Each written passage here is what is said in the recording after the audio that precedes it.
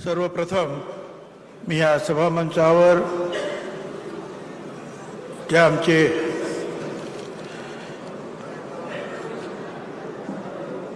या महाराष्ट्राचे नवे देशाचे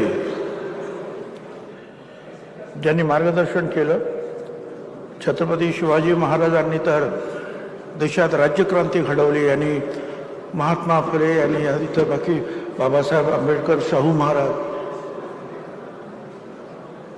यशवंतरावजी यांनी समाजक्रांती घडवली. ह्या सगळ्यांना मी मनपूर्वक वंदन करतो. राष्ट्रवादी काँग्रेस पक्षाचे अध्यक्ष सन्माननीय अजितदादा पवार, कार्याध्यक्ष प्रफुल्लभाई पटेल, प्रांताध्यक्ष सुनील तटकरे, आमचे सर्व सहकारी मंत्री, सहकारी नेते, सर्व माझ्या बांधवांनो आणि भगिनींनो, हे आता हे जे शिबिर, चिंतन शिबिर जे होत आहे ते आता एका विशिष्ट परिस्थितीत होत आहे. थोड्याच दिवसामध्ये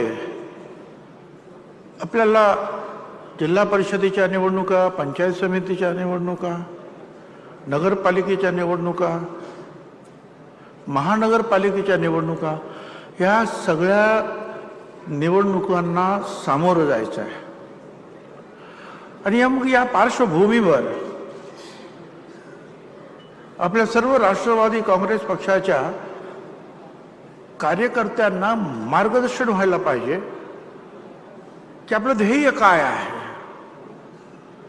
आपण ह्या निवडणुकांना समोर जात असताना, त्यांना सामोरं जात असताना आपण कुठले मुद्दे घेऊन जाणार आहोत. हे तर आपण नेहमीच सांगितलेलं की आम्ही महात्मा फुले, शाहू आंबेडकर यांच्या मार्गाने आमचा हा पक्ष जातो आहे. पण राज्याच्या कल्याणासाठी, जिल्ह्याच्या कल्याणासाठी किंवा एखाद्या मोठ्या शहराच्या कल्याणासाठी ज्या वेळेला आम्ही निवडणुकीला उतरू त्यावेळेला आपल्या कार्यकर्त्यांची तयारी असली पाहिजे की काय बोलायला पाहिजे. आपण कुठलाही जो मुद्दा पक्षाच्या आणि तुमच्या फायद्याचा असेल तिकडे जास्त लक्ष दिलं पाहिजे. नुकसानीचे मुद्दे असतील तर ते थोडे बाजूला ठेवले पाहिजे. हेही आहे की हे करण्यासाठी, जिंकून येण्यासाठी फक्त पक्षाचं लेबल आपल्याला पुरं पडणार नाही. त्यासाठी तुम्हाला सुद्धा तुमच्या मतदारसंघामध्ये, छोटा असेल मोठा असेल, कुठल्याही शहराचा असेल, जिल्हा परिषद, त्याच्यामध्ये झटून काम करावं लागेल. पक्ष तर तुमच्या बरोबर राहीलच, परंतु तुम्ही तिथे तुमची उपस्थिती नसेल मतदारांमध्ये आणि फक्त इथे उपस्थिती आपण करून काही बोललो तर मतदार आपल्याला जवळ करणार नाहीत. हे आपल्याला लक्षात ठेवावंच लागेल. मागच्या वेळेला सुद्धा चांगले, ठीक आहे, मागच्या लोकसभेमध्ये आपल्याला थोडा बऱ्याचपैकी आपण बॅकफूटवर गेलो, पण ताबडतोब आपण सावरलो. विधानसभेत चांगल्या संख्येने आमदार निवडून आले महायुतीचे आणि आपण सरकार बनवलं. चांगले उत्तम निर्णय घेतले. त्या विभागातले निर्णय आपल्याला माहिती असले पाहिजेत, जिल्ह्याचे निर्णय माहिती असले पाहिजेत, राज्याचे सार्वत्रिक निर्णय काय आहेत ते माहिती असले पाहिजे. जो टीका करतायत त्यांना आपल्याला उत्तर काय द्यायचं ते माहिती असलं पाहिजे. घाबरून, नाराज होऊन हल्ले तर होणार,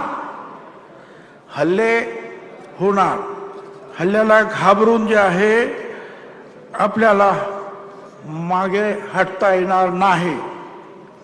लोकशाहीत वामनदादा कर्डक यांनी म्हटलं होतं, हल्ल्यावरती होती हल्ले, अभंग मुचे बाले किल्ले, असाच ताठर माथा आमुचा, जरा न खाली लवे, तुफान वारा, पाऊस धारा, मुळीच ना आम्हा शिवे, तुफानातले दिवे रे आम्ही, तुफानातले दिवे.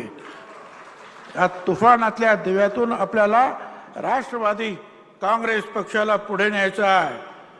आणि त्यासाठी आणखी तुम्हाला सांगतो, परिंदे रुकमत, तुझमें अभी जान बाकी है, मंजिल दूर है, बहुत उड़ान बाकी है। आज या कल मुट्ठी में होगी दुनिया, लक्ष्य पर अगर तेरा ध्यान बाकी है। यूं ही नहीं मिलती रब की मेहरबानी, एक से बढ़कर एक इम्तिहान बाकी है। जिंदगी के जंग में है हौसला जरूरी, जीतने के लिए सारा जहां बाकी है।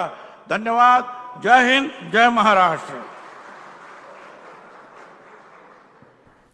राष्ट्रवादी आपल्या विचारांवरच पुढे जाईल असं छगन भुजबळांनी या चिंतन शिबिरात म्हटलेलं आहे। फुले शाहू आंबेडकर या विचारांचा पक्ष आहे राष्ट्रवादी आणि त्याच विचाराने राष्ट्रवादी पुढे जाईल असं छगन भुजबळांनी म्हटलंय। त्यासोबतच हल्ल्याला घाबरून गप्प बसू नका असंही भुजबळ म्हणाले। तर कवितेच्या माध्यमातून, शेरो शायरीच्या माध्यमातून छगन भुजबळ